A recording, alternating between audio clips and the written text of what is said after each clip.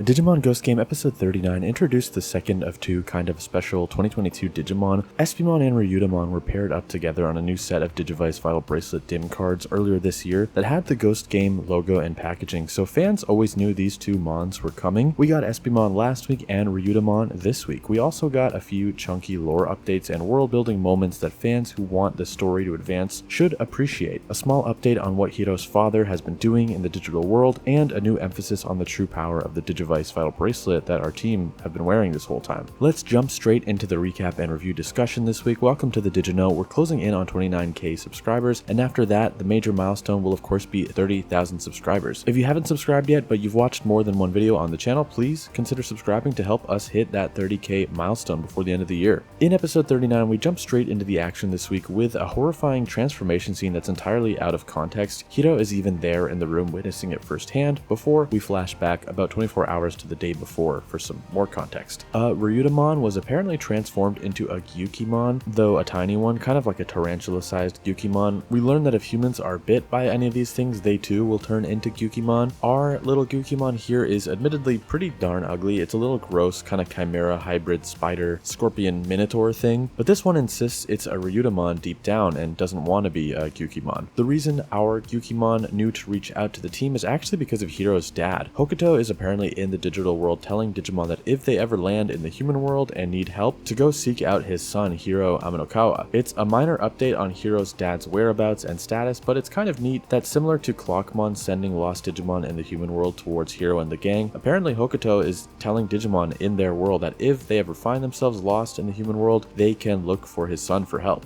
The gang has a 5-day nature excursion for school and is out at sea. Gyukimon/Ryudamon was snuck on board by Hiro, which Kiyoshiro isn't thrilled about. Their plan was supposed to have them wait until they got back from their school trip and have Bakumon take a look at Gyukimon then, but Hiro wanted to help ASAP. On the island, our Gyukimon attacks an unsuspecting girl, Ni, and we hear kind of a second voice encouraging it and celebrating this as a victory as Gyukimon acquiring more friends. Hiro goes to check in on Ni just like at the start of the episode, and we witness that horrifying but well executed and well animated transformation scene a second time, with a couple new angles and shots this time. Our Gyukimon attacks another one of Hiro's friends, Kotaro Nomura, and when it does, it grows in size closer to a true Gyukimon. So now Ni, Nomura, and several other kids on the island have been transformed into these chimera hybrid Gyukimen as well. Kiyoshiro again scolds Hiro for bringing our Gyukimon onto the island. He's really introduced a foreign species to a new habitat, and it's causing a disaster. Kyo says we should have waited until Bakumon was available. And speaking of Bakumon, back in our normal setting, he's met up with Ruli and Angoramon. They're on the phone with Hiro when the call cuts out. Angoramon admits he won't be able to fly to the island fast enough, which is when Ruli suggests calling Airdramon, who we met last week. This rules. I kind of called it last week, and I'm glad that we immediately got what I predicted only 1 week later, that on longer trips when we can't travel these large distances fast enough, Airdramon would become a kind of reliable digibus for the gang. Tesla Jellymon and Battle Gammamon fight our Gyukimon while Airdramon absolutely blasts its way to the island like a bullet train. I love that we get to see how fast it really can go, selling exactly why we need Airdramon and not any other flying dragon like Kano Weissmon for traveling these great distances. It's his specialty. I'm sure this scene was making Air from Lost in Translation Mon super happy and proud of Airdramon. Bakumon asks Angoramon, how do you guys turn back every time after you evolve? As he thinks that the main partner Digimon's ability to evolve and re-evolve may be the secret to curing Gyukimon. This is awesome and kind of a cool callback because a long time ago, I think it was episode 4 honestly, Angoramon explained that digivolution does happen naturally in the digital world, but it kind of is age-based. Like Digimon grow into their next forms and then they just stay in those forms. They do not revert to prior forms like partner Digimon have done since the beginning of the Digimon anime franchise. So Gammamon being able to go to Battle Gammamon, for example, then back to Gammamon after the battle is over, that's the exception to the rule in Digimon Ghost Game's world. Answering Bakumon's question about how they turn back, Angoramon says we can faintly feel it in the light, the form we should return to. And Bokomon, all those weeks ago, RIP,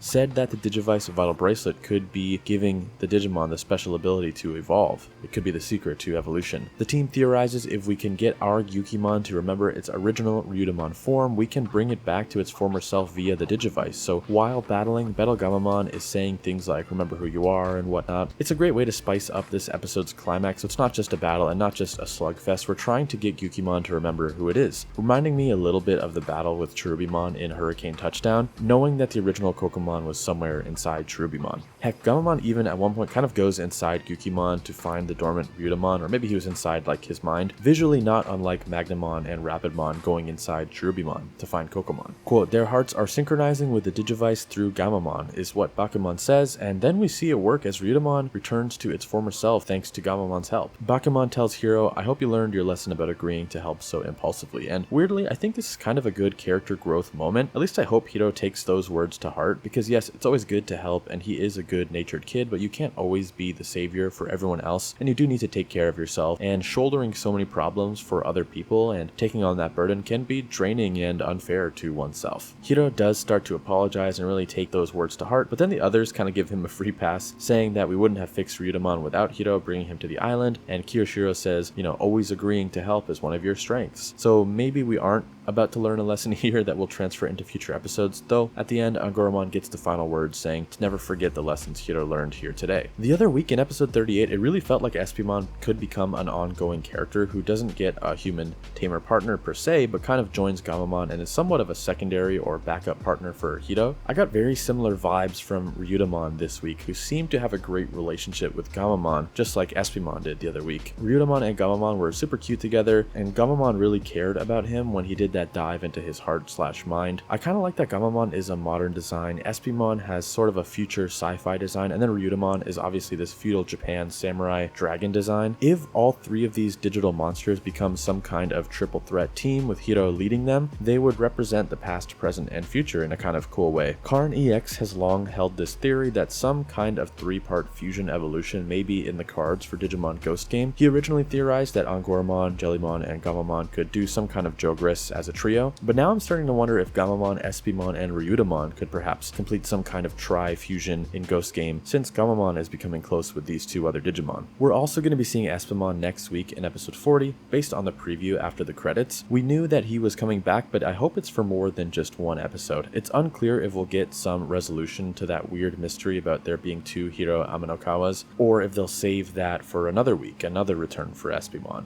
But if Espimon is coming back, I hope we get the same treatment for Ryudamon, so that maybe we get 2 or 3 or more episodes with Ryudamon. Seeing as they got custom Digimon Ghost Game dim cards that were sold as a 2-pack, I think many fans are already linking Ryudamon and Espimon together in our minds. I had fun with this episode that really made you sympathize for poor Ryudamon. We kind of got a dark digivolution for Digimon before even meeting the Digimon's rookie form. Him being desperate to revert back to the rookie form was kind of like that Growlmon and Gyomon episode early in Tamers, but with more of a horror twist, because of course this is Ghost Game and it's all about that horror twist on Digimon. Great to hear a little update on Hiro's dad this week. Great to get more information about the significance of the Digivice. Loved seeing Ryudamon and Airdramon again. A big surprise. Did not expect that Airdramon return so soon. Really enjoyable episode for me, but of course, let me know what you thought in the comments. Did you love it? Did you hate it? What would you rate it? You're the best. You're the best. What should I review next? The Digino, Digimon Ghost Game, forever.